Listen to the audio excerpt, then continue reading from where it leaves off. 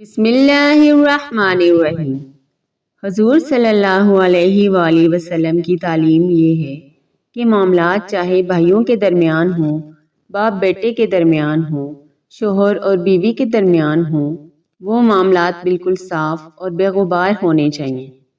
اور ان میں کوئی غبار نہ ہونا چاہیے، اور ملکیتیں آپس میں متعین ہونی چاہیے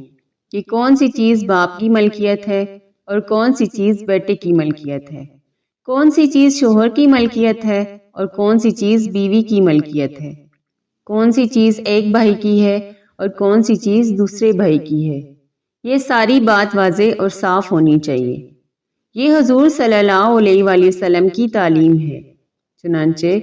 اہل عرب کا محاورہ ہے، یعنی بھائیوں کی طرح رہو لیکن آپس کے معاملات اجنبیوں کی طرح کرو۔ مثلاً اگر قرض کا لین دین کیا جا رہا ہے تو اس کو لکھ لو کہ یہ قرض کا معاملہ ہے، اتنے دن کے بعد اس کی واپسی ہوگی۔ آج ہمارا معاشرہ اس بات سے بھرا ہوا ہے کہ کوئی بات صاف ہی نہیں۔ اگر باپ بیٹوں کے درمیان کاروبار ہے تو وہ کاروبار ویسے ہی چل رہا ہے، اس کی کوئی وضاحت نہیں ہوتی کہ بیٹے کے ساتھ جو کام کر رہے ہیں وہ آیا شریک کی حیثیت میں کر رہے ہیں یا ملازم کی حیثیت میں کر رہے ہیں یا ویسے ہی باپ کی مفت میں مدد کر رہے ہیں۔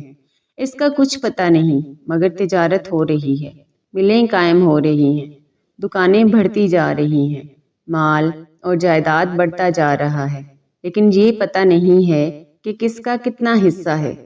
اگر ان سے کہا بھی جائے کہ اپنے معاملات کو صاف کرو تو جواب یہ دیا جاتا ہے کہ یہ تو غیرت کی بات ہے، بھائیوں میں صفائی کی کیا ضرورت ہے، یا باپ بیٹوں میں صفائی کی کیا ضرورت ہے۔ اس کا نتیجہ یہ ہوتا ہے کہ جب شادیاں ہو جاتی ہیں اور بچے ہو جاتے ہیں اور شادی میں کسی نے زیادہ خرچ کر لیا اور کسی نے کم خرچ کیا، یا ایک بھائی نے مکان بنا لیا اور دوسرے نے ابھی تک مکان نہیں بنایا، بس اب دل میں شکایتیں اور ایک دوسرے کی طرف سے کینہ پیدا ہونا شروع ہو گیا، اور اب آپس میں جھگڑے شروع ہو گئے کہ فلاں زیادہ کھا گیا اور مجھے کم ملا۔ اور اگر اس دوران باپ کا انتقال ہو جائے تو اس کے بعد بھائیوں کے درمیان جو لڑائی اور جھگڑے ہوتے ہیں وہ لامتناہی ہوتے ہیں، پھر ان کے حل کا کوئی راستہ نہیں ہوتا۔